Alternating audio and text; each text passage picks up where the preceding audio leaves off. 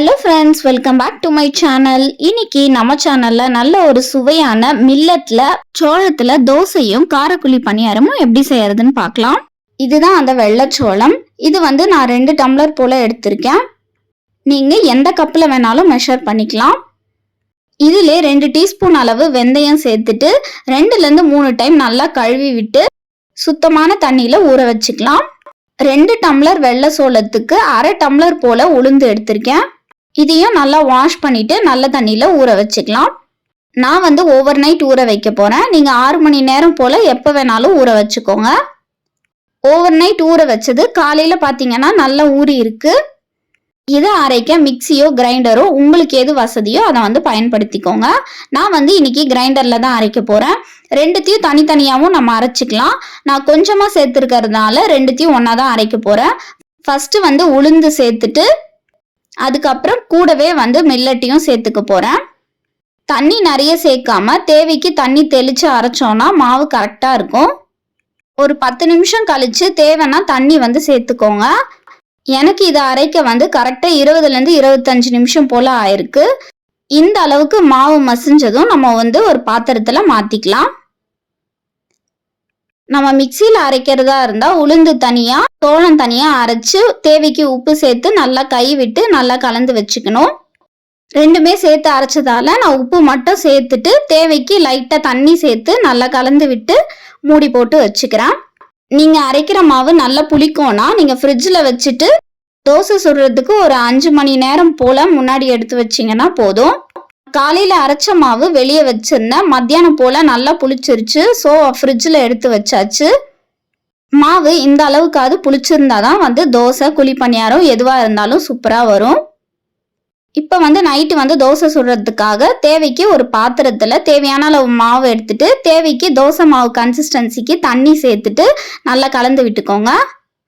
இப்ப நம்மளுக்கு தோசை மாவு கன்சிஸ்டன்சிக்கு மாவு ரெடி ஆயிடுச்சு. நல்ல சூடான கல்லுல தோசை மாவை ஊத்தி நல்லா மாவை ஸ்ப்ரெட் பண்ணி விட்டுக்கோங்க. தோசைக்கு மேல உங்களுக்கு தேவையான நெய்யோ எண்ணெயோ சேர்த்ததுக்கு அப்புறம் ஒரு சைடு வெந்ததுக்கு அப்புறம் திருப்பி போட்டுடலாம். 2 சைடும் வெந்ததுக்கு அப்புறம் நம்ம பிளேட்ல சர்வ் பண்ணலாம். பாருங்க, நல்ல ஒரு ஆரோக்கியமான ஹெல்தியான தோசை தயாராயிருச்சு. இந்த தோசைக்கு தேங்காய் சட்னி, கார சட்னி, எந்த வகையான சட்னியோடையும் சாம்பாரோடையும் சூப்பரா இருக்கும். மறக்காம நீங்களும் இதே அளவுகளோட செஞ்சு பார்த்துட்டு எப்படி வந்ததுன்னு மறக்காம கமெண்ட் செக்ஷன்ல கமெண்ட் பண்ணுங்க. அடுத்ததா குழந்தைங்கள்ல இருந்து பெரியவங்க வரைக்கும் எல்லாருக்குமே ரொம்ப பிடிச்ச காரக்குழி பணியாரம் எப்படி செய்யறதுன்னு பார்க்கலாம். நைட்டு தோசை சுட்டு முடிச்சதும் மீதி இருந்த மாவையும் இந்த பாத்திரத்திலே மாத்தி வச்சாச்சு.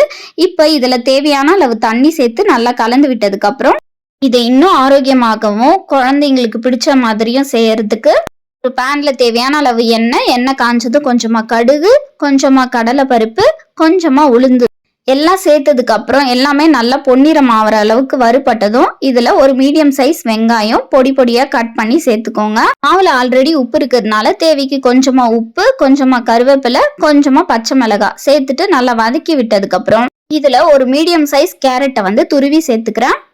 5 நிமிஷம் போல நல்லா வதக்கி விட்டதுக்கு அப்புறம் இதுல கடைசியா கொஞ்சமா கொத்தமல்லி சேர்த்துட்டு அதையும் ஒரு டைம் கலந்து விட்டதுக்கு அப்புறம் ஸ்டவ் ஆஃப் பண்ணிடலாம்.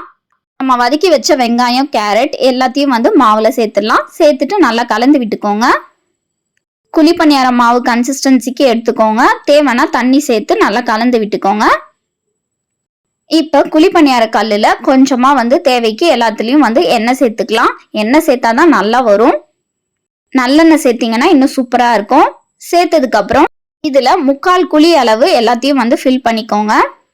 நம்ம 3/4 குழி ஊத்தும் போது நல்லா புஷ்ஷுன்னு மேல நல்லா சாஃப்டா வரும். எல்லா குழியிலையும் ஊத்துனதுக்கு அப்புறம் நம்ம ஃபுல் சிம்ல வச்சிடணும். அப்பதான் வெளியே கிறிஸ்பியாவும் உள்ள நல்லா சாஃப்டாவும் நல்லா வெந்து இருக்கும். நம்ம ஹை ஃப்ளேம்ல வச்சோம்னா வெளியே மட்டும் நல்லா வெந்து கருகிடும், உள்ள வேகாம இருக்கும். பாருங்க, இந்த அளவுக்கு மாவு மேல எதுவுமே தெரியாதப்ப நம்ம திருப்பி போட்டுக்கலாம். மீடியமான ஃப்ளேம்ல வச்சு நல்லா வேக வச்சோம்னா 2 சைடும் நல்லா வெந்து நல்லா சூப்பரா இருக்கும்.